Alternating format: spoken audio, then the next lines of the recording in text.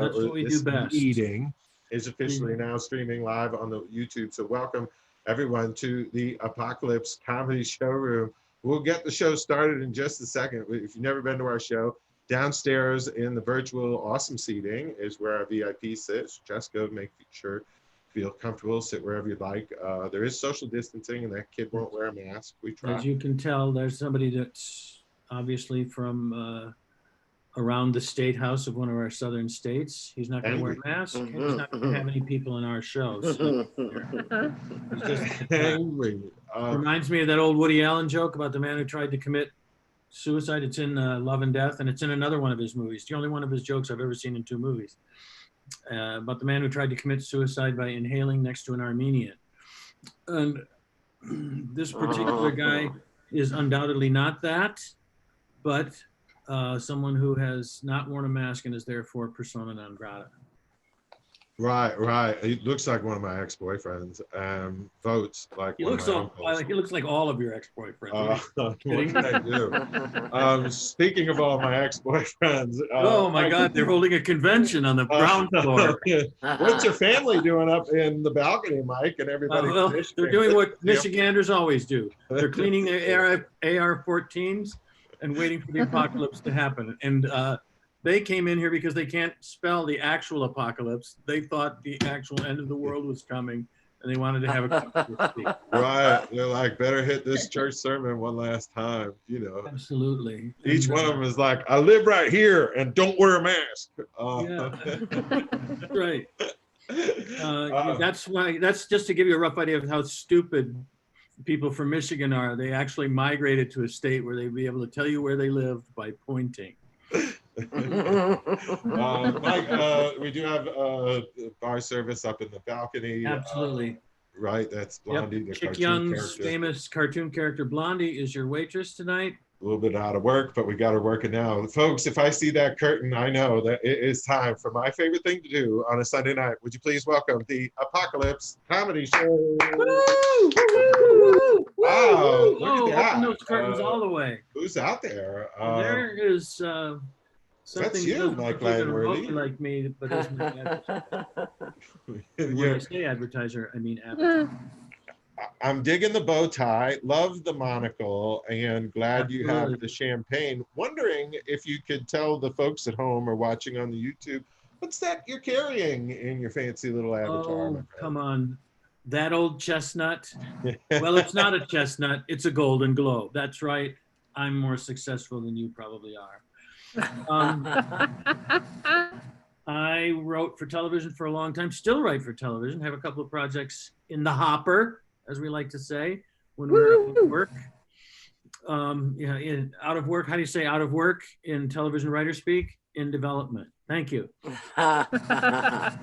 Ladies and gentlemen, I won a Golden Globe and was on many other award-winning shows as well, though I personally only contributed to the awards. I didn't actually earn them myself. Fine. Well, you earned them in our hearts. Thank you very much. Because I know you mean that, Chuck. Believe in you. And got to tell you, our sponsor is just so pleased with your work. This week, once again, we're brought by Wear a Mask, Please. It's working. People are wearing them. I think it's the Ferrari, Mike. Thanks for rolling out the Ferrari. It features prominently in today's episode. Mike, we'll get right back to the stage and talk to all the kids. Not sure why all of a sudden the curtain decided to do that. In the meantime, I would like to just point out one thing I've never said before, which is that somebody, and I think it was you, Chuck, did a masterful job of silhouetting all of those zombies on the ApocaLips show. Right. Because it took me weeks to realize that they weren't just people in one of my typical audiences. No. Even the posture. That's what I'm saying. The posture, the staggering, the lack of interest in anything you say, the blank stares. I thought they were just my crowd. Right. But no. I appreciate you. We have a full and talented art department here at Colorado Comedy Shows, and You know, we do our best. I mean, I keep meaning to go down to that floor, but I Right. never do. You should. You should. Oh, look! Isn't this where we write our comedy shows, Chuck? That is where we write our comedy show this week. You know, I'm going to get right to the story, Mike. Okay, let's do it. I'm going to skip right over. You know, Salem, New Hampshire. This is Salem High School in Salem, New Hampshire, right? Salem, New Hampshire. Because I saw they just passed an ordinance in Salem. It's now legal to marry someone you don't have a blood relationship with in Salem. And it's wow. You got real sweet moves today, Mike. Thank you. It's I'm not sure where you went, but this is my alma mater. And I thought we would today talk about that day where you came to my high school and we took off for a whole day off. We just skipped school. Crazy. You know what I kept asking myself the whole day? What's that, Mike? How fair is Bueller? Right. That's what I've always wanted to know. And I think we're going to look. Oh, look, a Frank Lloyd Wright. Right. In English, that's a Frank Lloyd Wright house. Yeah, I think we started the whole story by stopping by your house, my house, and picking up somebody's Ferrari. Because if you're going to skip school, you might as well cruise around. Might as well. And if Alan Ruck can do it, I can do it. Where Mike and I are from, everybody owns a Frank Lloyd Wright house. This is a world where Aerosmith's "Dream a Little Dream Come True." We used to say, "Did Frank Lloyd design that?" And Chuck would go, "Right." Thank you. So our day continued. We got out of the house and we went to our favorite restaurant. Park Anywhere, Mike. Looks like the pandemic has hit them around the middle just a little bit. Right. And you know, Mike and I, we love our Winchell's for after the show, but here's a big secret. Sometimes we just really dig the wings at Hooters. You want to sit down with a couple of really attractive and personable women whenever you want to eat wings, because what's the point of eating wings if you're just eating the wings? You know, you just sit there with guilt feelings about all of the flightless birds you're making even more flightless. But with the Hooters people, you forget about that. Right. It's sports and cohorts. It's like you're hanging out with friends and learning. Absolutely. You don't just laugh, you learn. Right. So that was a fun time. I'm glad you took me to Hooters. We enjoyed that very, very much. Scoot out of there. And for no reason, in the middle of our day off, we just decided to go by Wrigley Field. Yes, and sing some old 70s soul music while we're at it. Right. Dancing in the streets. Right. And I guess leave. Perhaps the car will dance a little bit in the street as it drives off. You don't know. Right. I guess we decided to leave text from an old slide somewhere in the middle of the slide. That was pretty cool. Remember when we did that? So, you know, halfway to our day off, we realized that somewhere out there was a poor kid named Ferris who needed some saving. And I probably need some help properly pronouncing the word Ferris. Yeah. Well, but I'll give it a wheel. Right, Mike? Well, you need help saying whirl, apparently. Yeah, I really am struggling. But anyway, this is one of the absolutely the most tedious ride at any amusement park. It seems to stick around for a long time because it's the easiest way to cop a feel when you're 13. Hello. It's the thing that has made it an attractive concept for hundreds of years. There used to be Ferris Institute in Michigan, which was supposed to be a place where you would learn how to be an engineer. But it turned out, everybody, they would pay $20,000 a year. And at the end of their first semester, they said, "Oh, you thought you were going to be an engineer? No, this is where we teach you to be a carny." So people, you learn how to cheat. They extract every other tooth from the women who are over 18, so they'll look like they're over 33. Right. And they will teach you how to miss a milk bottle, which you can only find at sideshows now. They don't exist in nature, with a seemingly impossible to miss with ring. You don't think you can miss, but you miss every time. Exactly. Right, Mike, and isn't it true if you ask about how to get your money back, they teach you how to guess your weight? Yes, they do. They do teach you how to guess your weight and inaccurately, which is kind of counterintuitive because you'd think they would be teaching you something that would help you, and it turns out you don't get your money back and you can't guess weight. Right, right. Mike, I just got to ask, side note, total side note. Sure, little Do you know side. what it's kind of, you like know everything. Do you know what Ferris wheel that is? Which Ferris wheel? Yeah, I don't know. Palisades Park. Santa Monica Pier.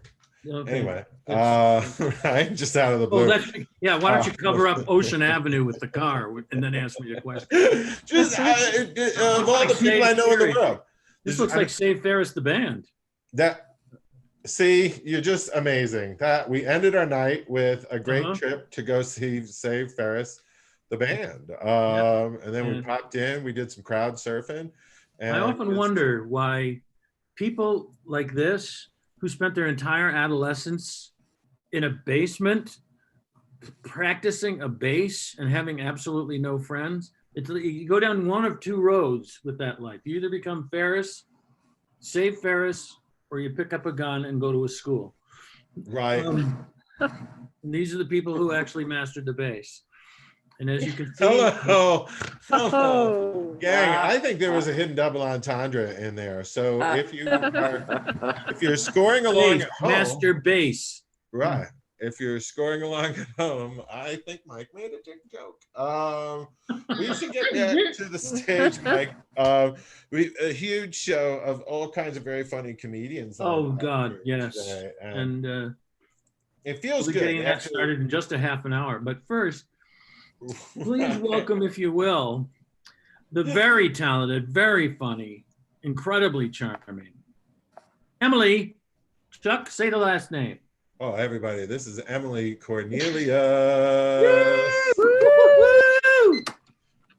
I'm not sure if Mike said that to be an insult or is insinuating that my name is particularly difficult to say. And for that, I will be giving him detention. And a spanking. I hope. Well, maybe not on this call. But what none of you know is that my spirit animal is a vice principal.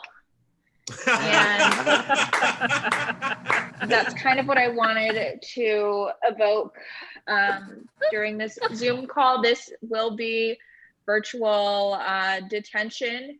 I do see that we are having some truancy issues.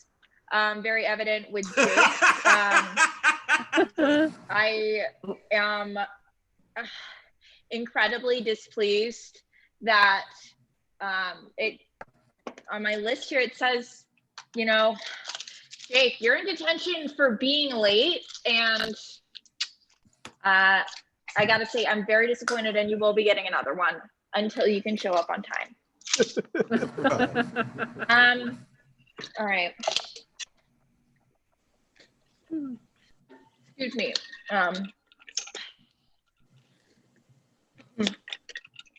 I gotta find my coffee. All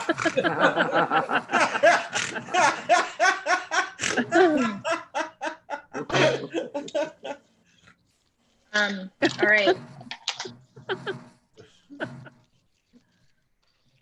I'm does anybody have their pink slips?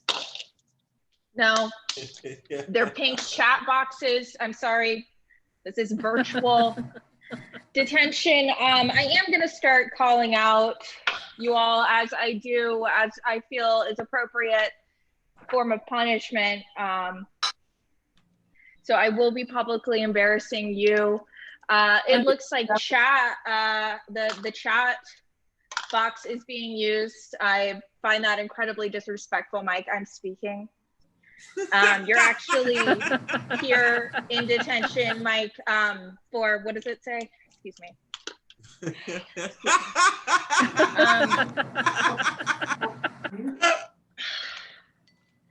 using the chat function inappropriately. I will be sending you a PDF on respectful communication. Turns out the apple does not fall far from the tree. I have been Facebook stalking your family. Maybe one would say the apple doesn't fall too far from the MacBook.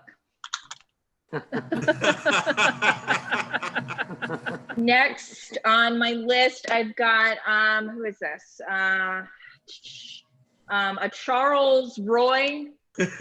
Charles Roy. Please say present when I say your name. Present. Thank you. It looks like you're here with us in detention for falling asleep in the Zoom call, sir. I know that this should be addressed privately, but due to certain legal constraints, we can no longer do that. So I must embarrass you publicly. You are no longer allowed to wear elastic waistbands at your home between the hours of 7 and 3:30, Monday, Wednesdays, and Fridays. What am I gonna do? Wear jeans, sir. Something that will keep you awake. The blood flow, sir. That's an inappropriate question. The school will be, what is it? Will be, okay. Providing a fluorescent lamp that will be shipped to your home that you will be mandated to place in front of your eyes. And my final suggestion to you, sir, that might help you remain out of detention would be to sit upright. Okay. Our next, okay. My next guy, all right, Jonathan, listen. Yeah. I know you're the new kid. Eating in class with your mic on, it's just not okay. It's disrespectful. It's distracting. I don't appreciate it. Listen, just mute your microphone. That's what we ask. If you're gonna do it, be sneaky. You're at home. God damn it. You didn't hear that. You're at home. You can have peanut butter. You can have dairy. But being an annoying person is still on the allergen list.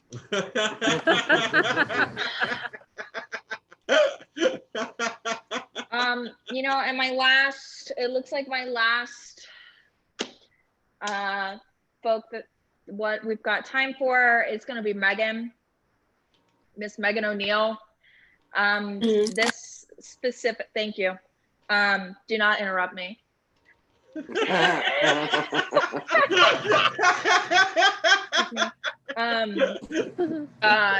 Listen, your dog is lovely, wonderful, amazing, but K-12 does not include K-9. And again, it's a distraction to you. You didn't hear that. It's a distraction to you and other students. And I'm sorry, I am gonna have to confiscate them until I feel emotionally prepared to give them back.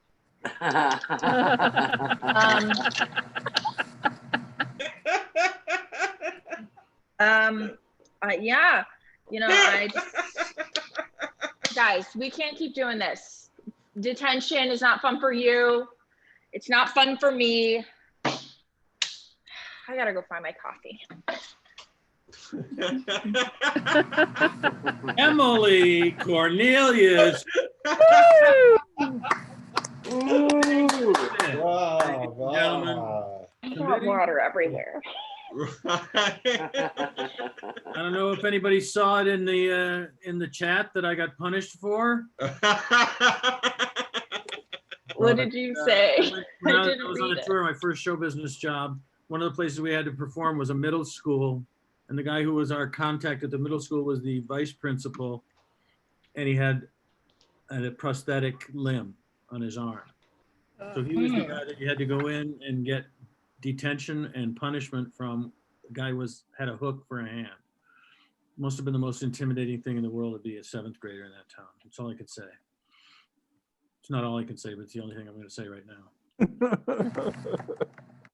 Yeah, don't want to get dress coded there. Nobody violated any kind of codes over there. Are you kidding me?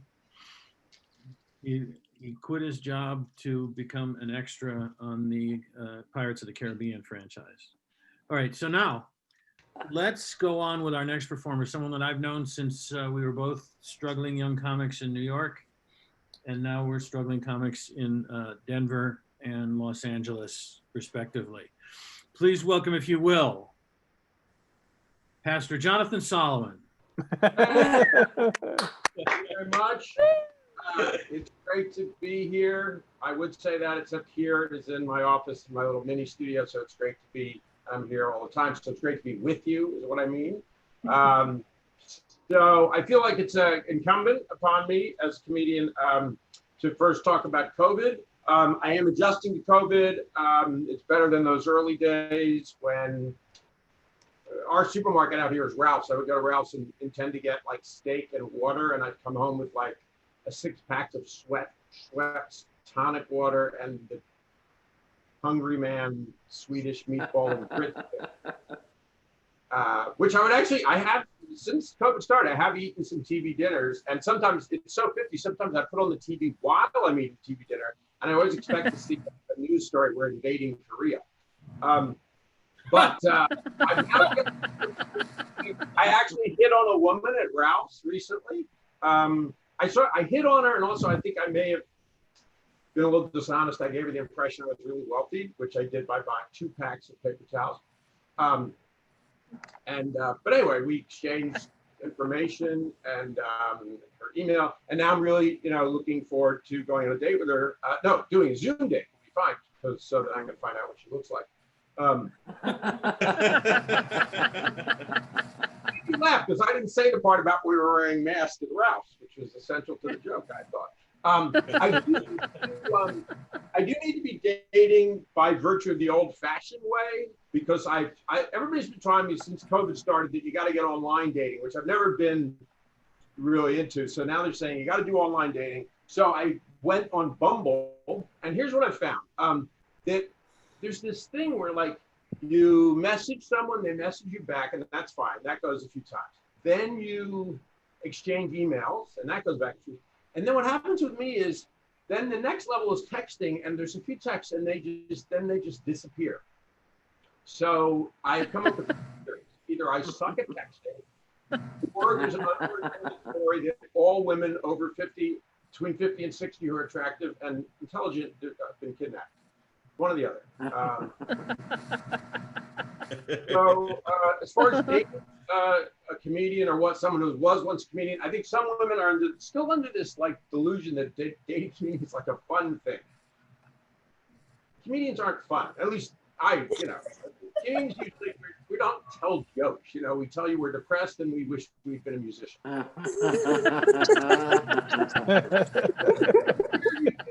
Other people can get confused about it, and that like guys always think that strippers will be fun to date. Like they're actually, in the house swinging around a pole and, giving lap dances, which they don't do, which is totally believable. What's the fact about dating a stripper is they're not good listeners. You really have to know the stripper experience to see why that would be upsetting. But I rarely date strippers because I'm a nice guy. Strippers generally don't like nice guys. To give you an idea of how nice a guy I am, here's an example, a very personal example. When I was 14, I heard this song by John Prine, who passed away recently because of COVID. And it was a beautiful song called Hello in There, where he said that old people were lonely. And so if you saw an old person on the street because they're lonely, you should say hello in there. So I was 14. I made this vow that forever afterwards, when I saw an old person, I'd give them an open-hearted hello. And I did that. I've always done that. The only problem was when I was 14 and doing it was I had the 14-year-old's idea of what was old. So I probably ended up giving a lot of open-hearted hellos to people I thought were 90 who were actually 32. But Oh,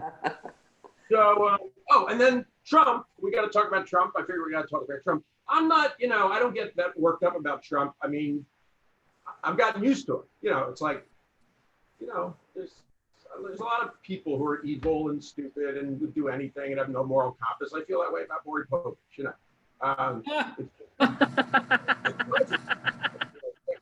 What actually bugs me is the news people who can't seem to get used to Trump being Trump. Like there'll be a story like about some, and the newsman will say something like, Trump refused to deny the conspiracy theory, and then there's some conspiracy theory, like man didn't land on the moon, and NASA's actually run by Jews and 2 pedophiles. But they'll just go, he refused to deny. Are these people just not getting people? They not understand? What are they doing in their off hours? Are they hitting on nuns? What are these people up to? Are they asking Amway to meth heads? I mean, the reason your teeth are falling out is you're not getting the media light. It's not called media light, it's called something else. But you got that. Neutral light. I looked it up. So I've been doing stand-up since, let's look, now I've got it all together now. I got the time thing. Oh, good. So I got 3 minutes to go. So I got it all together. Oh my God. Don't look at your phone when you're doing comedy, because I just noticed I had a text from a sociopath who is in my life.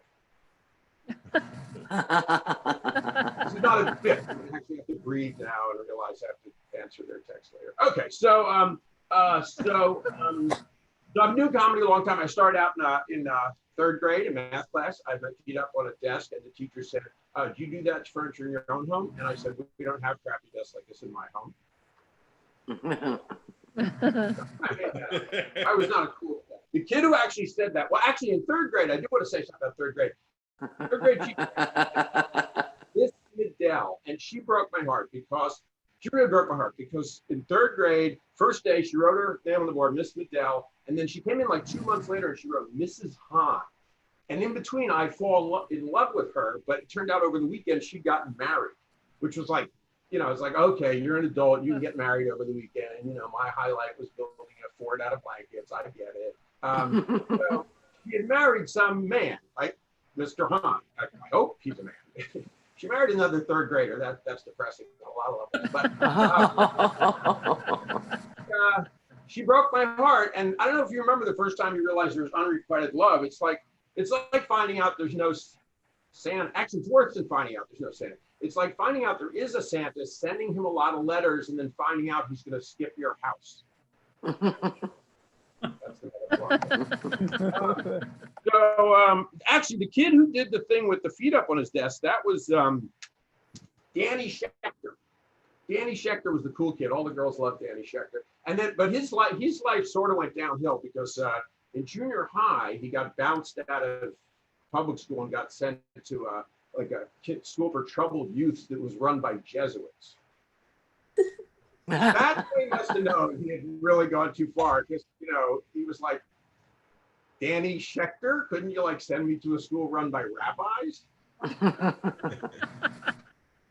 But, rabbis don't run reform schools, which is probably good because, Jesuits know that to help a troubled teen, you need to impose strict discipline. Rabbis think to help a troubled teen, you need to share insightful metaphors. Doesn't really work. By the way, I just want to say I can make these jokes if I am Jewish.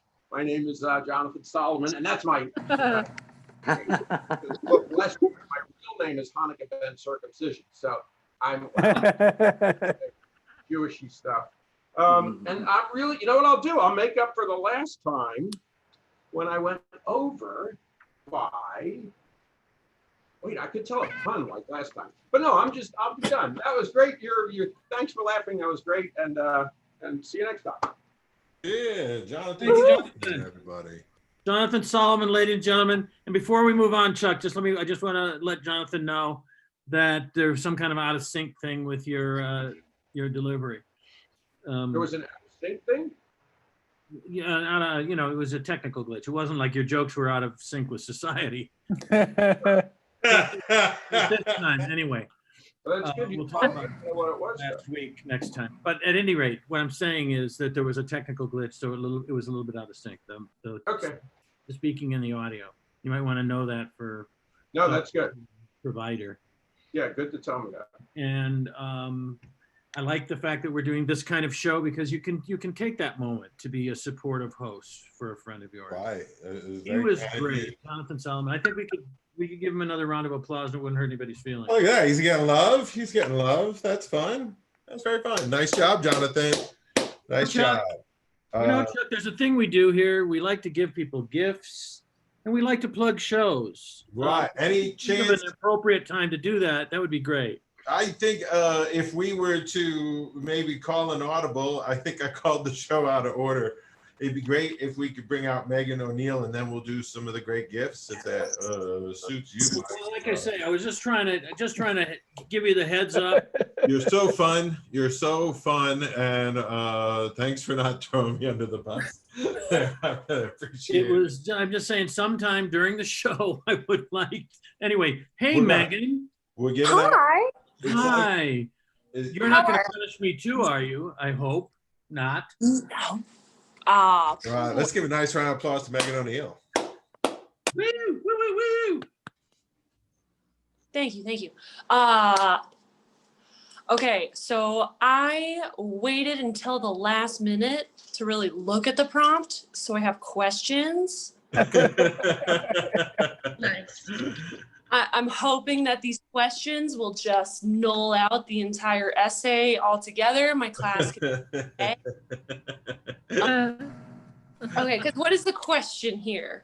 It's like how Ferris is Bueller or how like are you asking how irony he is?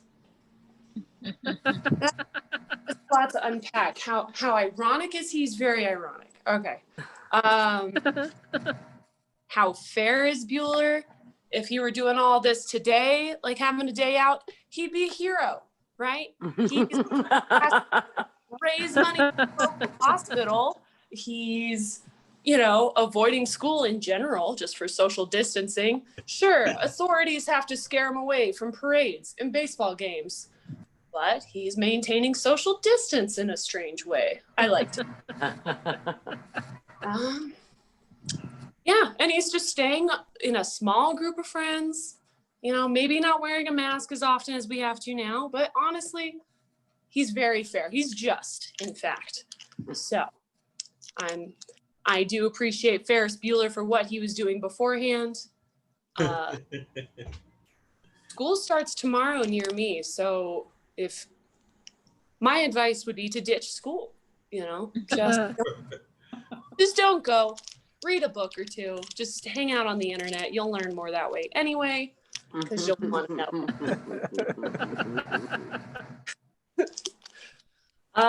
Okay. No, real talk though, it's been nice teaching just because now I Google interesting things.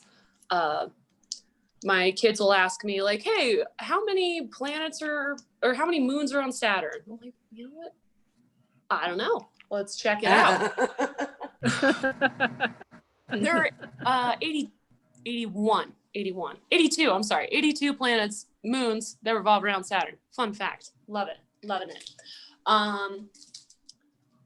Yeah, so it's been really fun teaching, but also because I'm such a slacker student, it's forcing me to get very organized. I hate it. I hate it very much. Despise it. If you could see how my table looks right now, it is a disaster. You know what? Why not? We got time. I didn't prepare a set. We're getting a live look, everybody. A live look. Yeah, look at this. So I have a candle lit. That's where I was propped up against. Random slime, clipboards. Don't look at the pipe. Marine life. Yeah. Bottle. Yeah, we gotta do some sensory stuff. These are preschoolers, okay? Little random body figurine in the back, some Legos, some educational stuff. If you look at it for long enough, you'll learn something new. Where am I doing that again? Here we are. But yeah, it's gonna be tough. I've been wearing a mask at work now, so that's probably for the best. it's disappointing how many times I've had to make the kids wash their hands. Just getting really good at like catching this motion happening.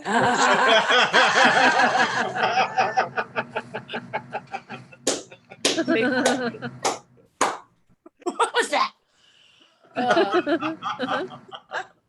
I can't catch enough kids like chewing on toys though. That's the big one. But yeah, I see them going to pick their nose like all day, every day. I got to send them to wash their hands just consistently.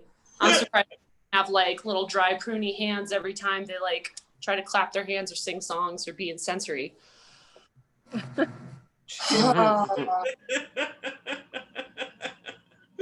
Like,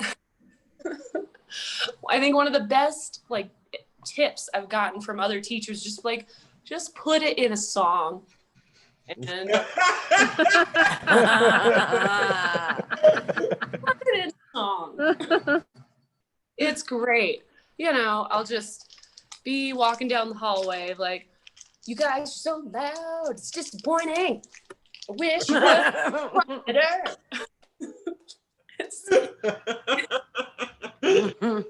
It's so sad. And I've like finally got everybody to sing along to one of my like little eyes on me things. You guys have seen me do that time and time again. So now it's just, you know, like in the tune of Let's All Go to the Lobby, it's let's all close our mouths shut. Let's all close our I need to talk to you. And I think it's really the grimacing and the light flicking and the ooga boogas that really get it done.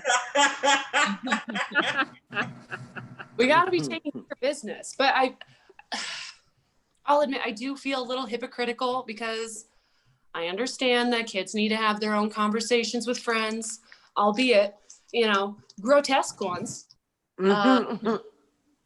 I mean, I gotta tell them, like, if you're gonna use potty words, you need to take a potty break, because I'm imagining you're just talking about what you need to do right now.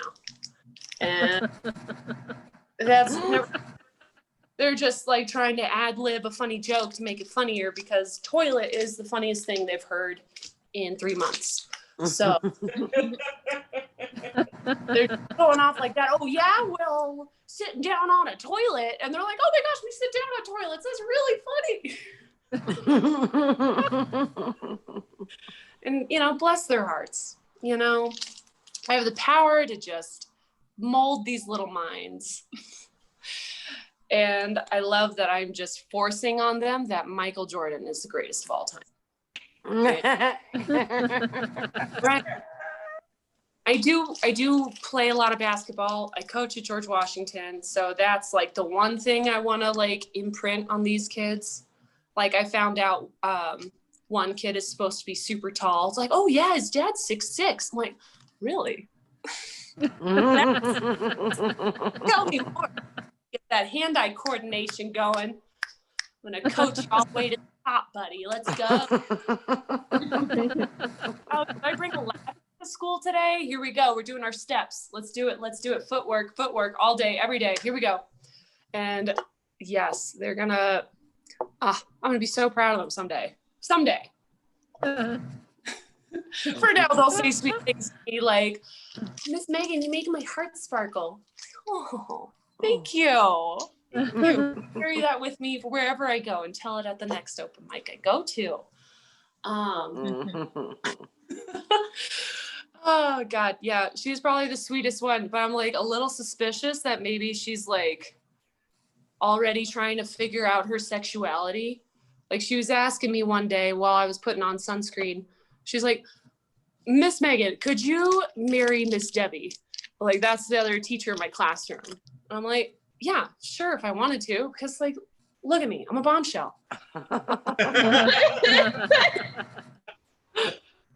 And you know, there's the girl like behind her, like, no, girls can't marry girls. And I'm like, no, that's a new thing. Girls can marry girls.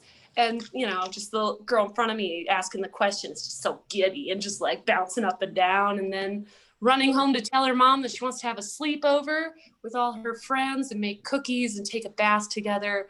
And I was like, wait, I did not encourage this.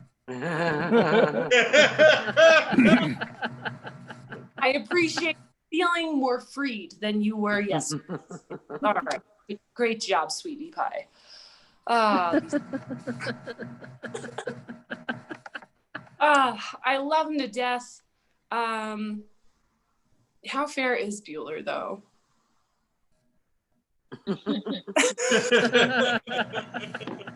He's okay. He's selfish. I don't know. Doing it for the girlfriend, trying to think it's good for his best friend when his best friend just wants to do the right thing. Stay home, not go out. And yet here we are. Well, that's all I can think of off the top of my head.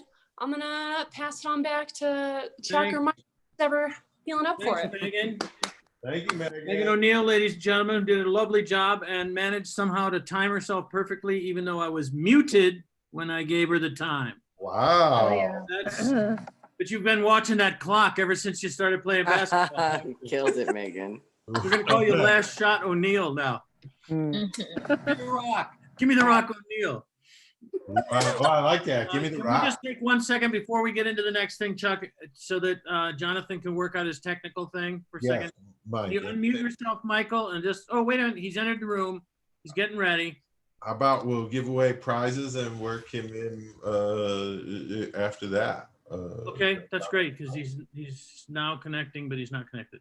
Okay, Right. let's do it. We want to make sure we thank our VIP guest, Jessica Kybell. I'm saying I cannot pronounce things today, Mike. You could just call me Jessica. Jessica, we appreciate you. Goddess of Right. the Nile. Goddess. Yeah. Nice. Yeah. Think of Right, it as Yes. Bible, but with a K. right. It's like Harvey Keitel. Right. Remember him? Oh, you know Yeah. what? I'm just trying to get him there one syllable at a time, Jessica. You'll get there. Today, Jessica, we're giving all of our VIP guests their own baseball field. Wow. enjoy- That's going to be hard to clean. I want to talk about stadium. We got it. So far in the baseball season, it's proved impossible to keep clean.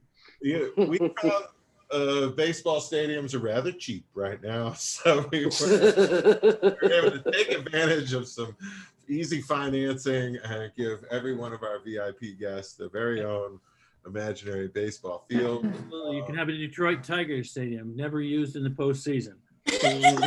Best green gift I ever got. Those honors. And for no other reason, Mike, just this lovely armchairs. Here you go, everybody. That's what you Imagine said. owning these terrific armchairs. I just saw wingback. them. Nice. These are called wingback chairs.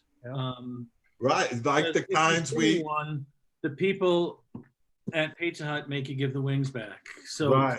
Those are the type we sit in after we go to Hooters. and the ball and claw feet, those are very nice too. Right. We go to Hooters, then we sit in these chairs, and the wings come back. They always come back on me a little. I'll be honest with you. Yeah. Right. So please enjoy your baseball stadium and your wingback chairs, Yeah. Jessica, and know that we are so happy to donate a portion of ticket sales like yours to a wicked awesome charity. Welcome Stacey Sanders from Elevating Connections. Everybody, she's going to tell you why her charity is wicked awesome. Hello, we are wicked awesome. Thank you, Chuck. So grateful for the opportunity and all the support we get from you and all the comedians and the community. So we do two things at Elevating Connections. We reunite siblings separated in foster care because that's the thing. Siblings get separated after being abused and neglected in their homes. And then sometimes they get separated at a large, alarming rate, actually. Thousands of kids in Colorado and hundreds of thousands across the country. So one of the things that we do many things for them, but one of the things that we do is offer Camp To Belong Colorado. We just finished a week of day camp, and we give the opportunity to siblings to be kids. They just get to be kids at camp. And we had rain delays at camp, and one sibling group played Simon Says for an hour. They were offered all sorts of rainy day activities, and all they said is, we want to play Simon Says. We're like, okay. And it was awesome. kids being kids. Yeah. And that's what we get to do. And so that's one of the things that we do. And then we also work with older youth, youth who've emancipated out of the foster care system, who are trying to find themselves and find their voice and find their community. And so we offer support and connection for them. And Chuck and Colorado Comedy Shows have been a huge supporter of that. We do poetry jams and writing workshops. And this fall, we're adding comedy, we're adding music, and we're having a day retreat at camp on October 10th. That's going to be amazing. We're going to take them to camp. They're going to be in nature. They're going to be doing all sorts of workshops and activities, including learning some comedy and how to use their voice in that way. Because you all use your voice and tell your story through comedy. We want our youth to have that opportunity as well. So it's one of the many things that we do. And I'm just thrilled to have this partnership. And I can't wait for that day. Me too. It has nothing to do with my preference for comedy way over poetry. I mean, Chuck loves poetry. Chuck loves poetry. Don't let him kid you. I love the poetry jam. You know, and of course I like poetry. But, He loves poetry, and there's no rhyme or reason to it. Thank you, Mike Langworthy. So yeah, you know, we just like what you do, and lining up all kinds of people to help you this fall. So looks like the Community College of Denver is going to help with our online class, and that's going to help us. We're doing introduction to virtual events. We're going to put together virtual pub theater, and I'm so excited about that. We'll do virtual pub theater battles is going to be the big finale. People will be writing 1-pint plays, and all of the Community College of Denver is working with the Kennedy Center for American College Theater Festival to help us create open education resources so anybody can download basic documents to help them produce their own virtual event. So one of the events we'll be producing, by example, we'll be producing documents for your events, Stacy. So yeah. Stuff you can use for your comedy workshop and all that too. So cool things are ahead for all of us. And if you're watching YouTube and you'd like to know, I like Stacy's charity, but that ApocaLips comedy show, I'm not so, we'll give directly. How about that? Go to Stacy's website. That doesn't bother us. I think that's terrific. Go to her website, elevatingconnections.org. Donate, join the mailing list, learn, do what you got to do. Share it with someone you know. That would be cool. And Mike, I know we've taken a little bit of extra time today. It's fine. Just talk about elevating connections and how stuff like this help them raise more money than they ever have at the Poetry Jam. But we should say thanks to people up in the balcony, general admission audience members. They pay less. So here's a quick thank you. You guys get a baseball field too. Where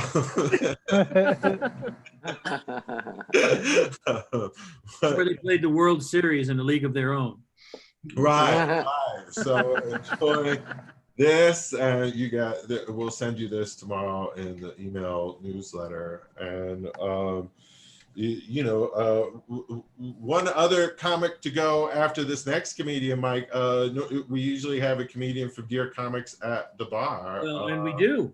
Chuck, we do. Show that appears on the Instagram, and Steve Young is taking tonight off, which I'm grateful for because, ladies and gentlemen, just a little bit of the sweet comedy from me. Yeah, so right, gets it right. We welcome May, everybody.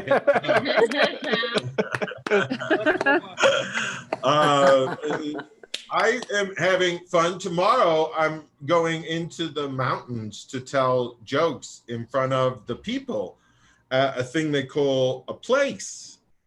Wow. I can't wait. There will be people in person. They will be spaced out relatively well. Big, huge horse ranch, private gig.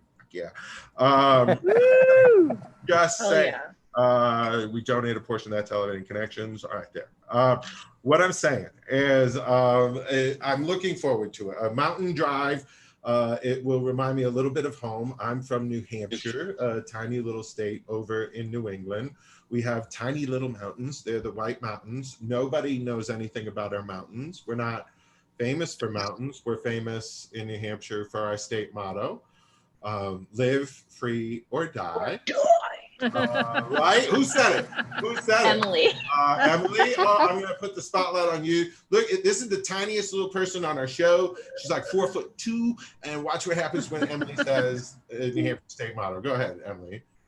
Live free or die. Look at that, like metal hands. Well, that is what state mottos do. That's a motto. I chose move. One of the two choices on the list, but you are going to figure out that I'm an inventive bear. Here's what happens on a mountain drive in New Hampshire. You'll go along things like the Kangamangas Highway, and you'll be along next to things like rivers. Imagine rivers that have water in it. Try that, Colorado. I will do my best to find a spot next to some running water at some point tomorrow. It connects me to who I am. I grew up against the Merrimack River, I was on Hudson, New Hampshire, the Merrimack River located next to Nashua, New Hampshire. That was on the other side of the river. The Merrimack River named after the Merrimack Indians. Nashua named after the Nashua Indians. And Hudson named after a guy who owned a cannon that could shoot further than the river. Thank you. All right, that's just one of my favorite jokes to get. I've known that when I'm doing comedy and going to gigs that trying to find things like connecting and going to a river to be like, remember who I am so I can try to relate to the audience ahead is important. And when I lived in Los Angeles, Jonathan, where you were, I lived near the Los Angeles River. I would often try to find solace there. Nothing like the Merrimack River. The Merrimack River, as youth, we would sing songs. We had a little spot, and that's how I first learned to entertain. I would entertain my friends by singing little songs about whatever was floating down river. You know, I'd be like, ba-da-ba-ba-ba, ba-da-ba-ba-ba. It's a Pepsi can. Right, litter's bad, people, litter's bad. LA River, you can't sing little songs on a spot to your friends while you're hanging around the LA River. If you've ever seen the movie Grease, where Grease Lightning is in that yuck pit in a like car race battle with the other, I don't think they're socias, I think I'm mixing classic movies, but there's a little trough in between Grease Lightning and the other car, and they can't cross the little trough, the trough with the with the urine running through it. That's the LA River. Oh, sing a song there, huh? Hey, little girl, is your daddy home? Does he know you're floating all alone?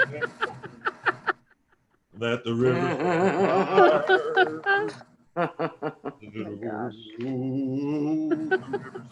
fire.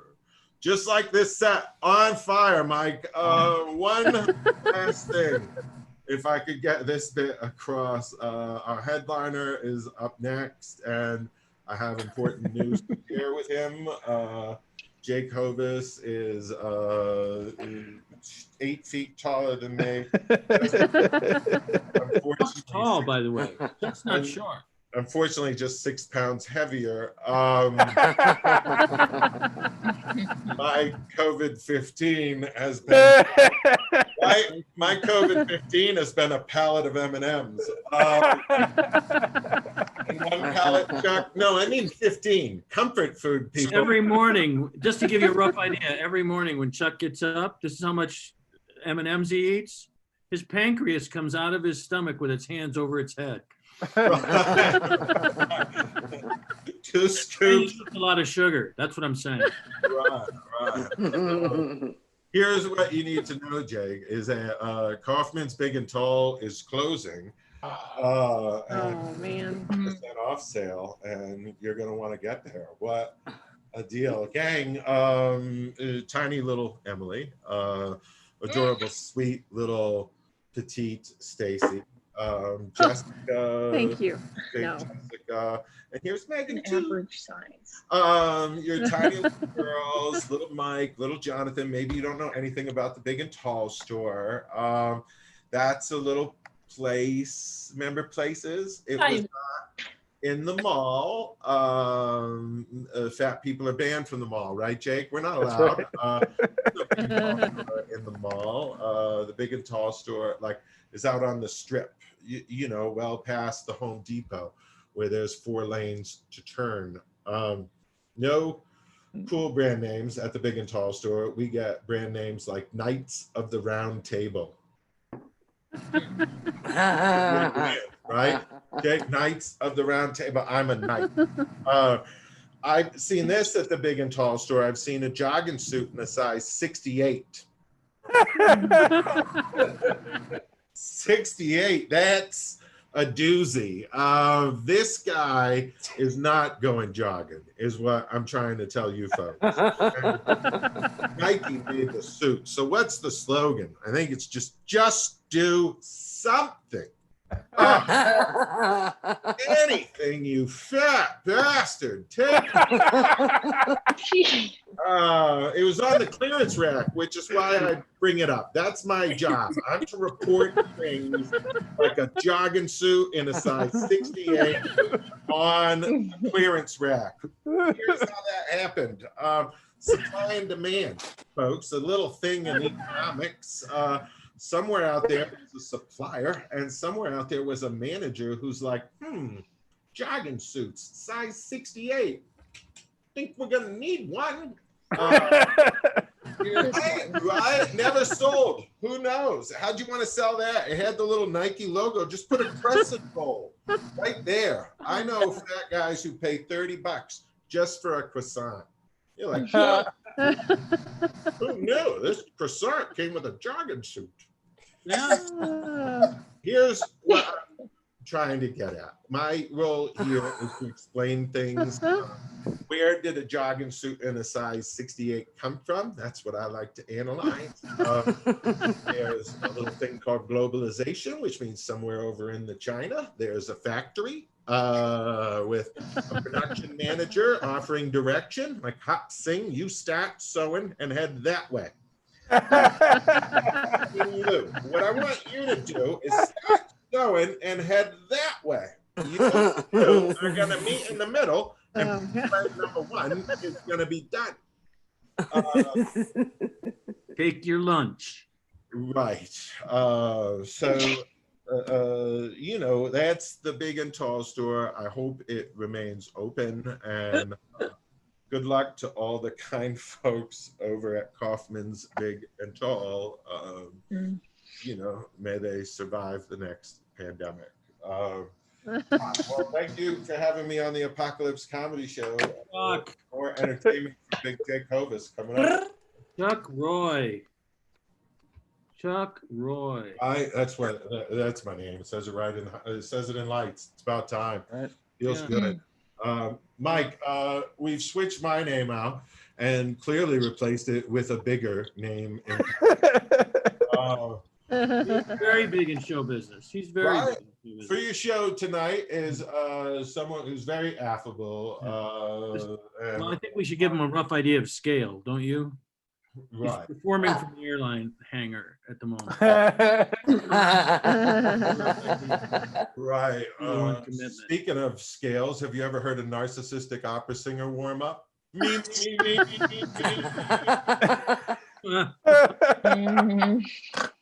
Well, Mike, on that pig snort, I'm introducing your headline. Please welcome Jake Hovis. Yeah. Thanks. Oh, so fun. I don't know if that suit was for sale, but man, it sounded good. No, Jake, I bought it. I'm using it to cover my car. That's the good thing about the Big Guy Club. Oh my goodness.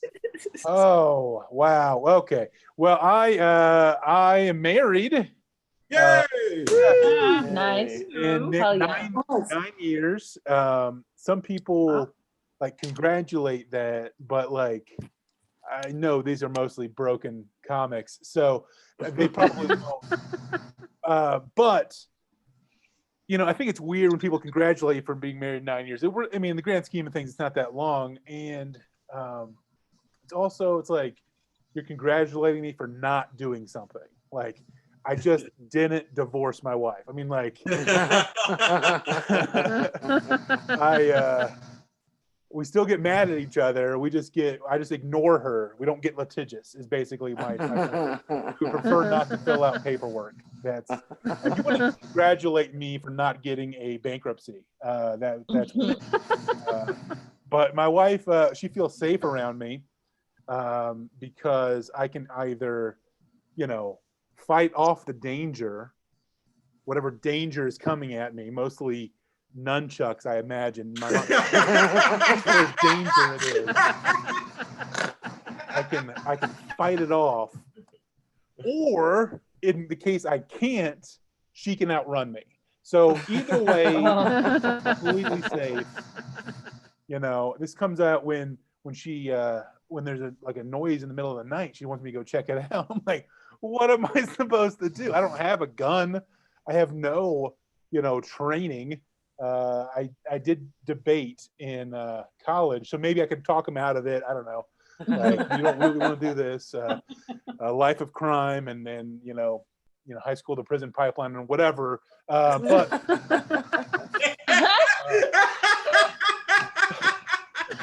I guess I'm really just hoping that they would see me and be like, I don't have enough bullets. Like, that's just too much of a dude. Or I don't have a bear tag. This is illegal.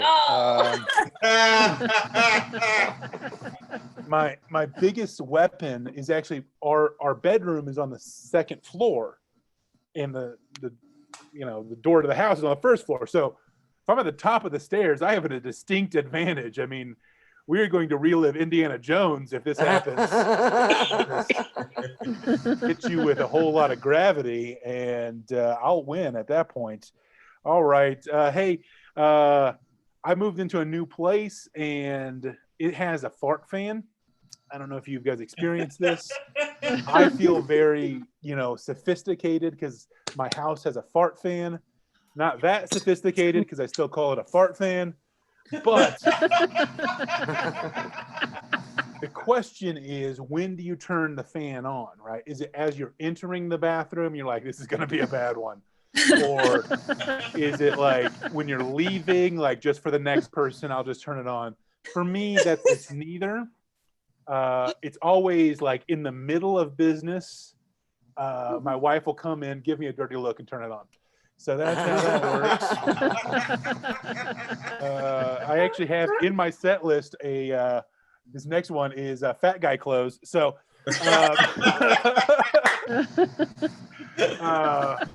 I don't know why I'm surprised, but all of my clothes are for fat guys. Like, I wear golf pants and magnet shoes. Like, I don't tie my shoes. It's a magnet that snaps together. Even I have my wedding ring is elastic. I have an elastic, like, I knew all of my stuff was going to be big, but I didn't know all of my stuff is going to be stretchy, is my point. Right? Like, even my jewelry, this is silicone. Like, what are we doing here? It's funny though, my brother, he's married and he had a regular ring. He was playing with a golf cart and he got his ring caught and it pulled his finger off. Oh, yeah. Yeah. Ouch. Wow. Yeah, I mean, it looks like that. It's quite the shocker. Left side. Oh my God. And on that hand, he can only count to 4. All right, fun. We're having fun. I'm actually at my brother's house right now. I'm in his basement, so I'm not at my place. He's got a pool in a basement. No fingers though. Anyway, only 9. And he won't let me use his pool anymore because he keeps having to refill it. I think it's pretty rude because when I go swimming, I get thirsty. Water makes me vomit. So, I mean, it makes sense. It makes sense. I'm not saying I take up a lot of volume, but whenever I stand up from a bath, the water's not covering my feet. Anyway, That's a goofy one. But I like coming over to my brother's house because he doesn't do that thing where he makes you take off your shoes. You have a friend like that? Oh man. Just let me know if I have to take off my shoes and I'll just not come.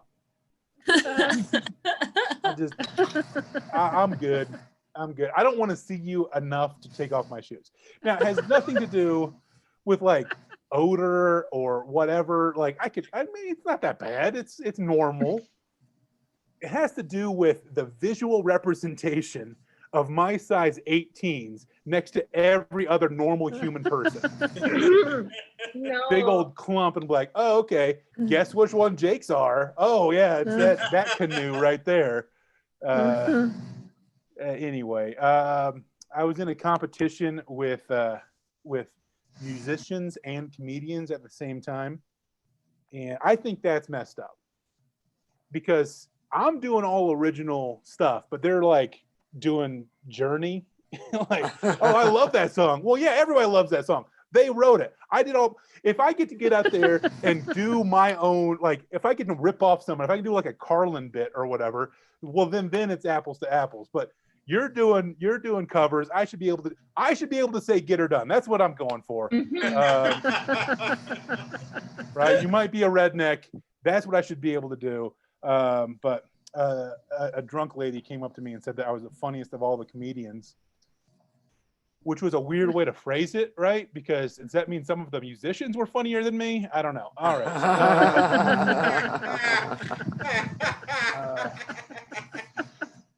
Anyway, I was in high school. I played a lot of Pokemon on the Game Boy, Pokemon. And you actually needed a friend in order to trade and beat the game and get all of the Pokemon, right? That's how it works. But like I said, I played a lot of Pokemon in high school, so I didn't have a lot of friends. So you could also just use 2 Game Boys is what I got what I'm going for. But I would try to use some pickup lines, some Pokemon pickup lines for the ladies. And here are some of my best Pokemon pickup lines. Hey, nice nice Jigglypuffs. I'll make your Bulbasaur. Meowth. See here. I'm less EV and more EZ. To me, you are a Nido queen. I'll show you my Pokeballs. I'm not strange. I'm oddish. Hey, bring your friend Doug. We'll do a Doug trio. Bit of Poliwhirl. And my favorite is, hey, let me take a Pikachu. All right. I did not choose you. Thank you, Emily. If you haven't listened to the other half of my set, I'm married, but not for long. We're going to start doing that paperwork. All right. Laura does not like that joke, if you're curious.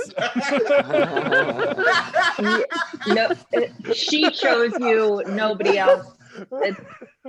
She's got all the cards. Oh my God.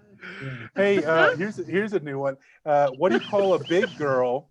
What do you call a big girl with a really protective son? Mom, you got a problem with that? I mean, am I the only one that got made fun of because their mom was fat? I mean, was that just me? You made it seem like it was everybody. I mean, it's not a surprise. I'm a thick boy. I got made fun of because your mom was fat. Oh, you got. So no, you're not the only one. Oh, oh my goodness, that's better than my joke. Dang it. It's all yours, buddy. Oh, well, she's so big and white that there's a dent when the Titanic hit her. Okay. That's what Mike said the other day. Okay, because he was there. All right. He remembered. That was confident. He's like, I thought I recognized you. All right, moving on. Okay, I'm going to end with this. Thanks for killing my parents. All right, I'm gonna end with some cheese jokes because I think you guys are just gonna eat it up. I'm starting a dating app for people who love cheese. I'm calling it Craft Singles. Yes. Yeah. Stacy, you would love it because all the guys on it are shredded. Hello. Yeah. Now, if I eat too much cheese, I can get a little tooty. It happens. Nice. And in that case, my wife will call me Jupiter because I'm a gas giant. Now that's a planet joke. We had a planet. That's a planet and fart joke, though. And it's very rare to have a planet and fart joke without saying Uranus. Okay, thanks, guys. Whoa! Hey, Oh my gosh. Oh my God. Jake's going to bring in at least 2 of the planets during the time of his set. Especially since he got cut from the baseball team because every time somebody pitched to him, the ball started orbiting. So, said,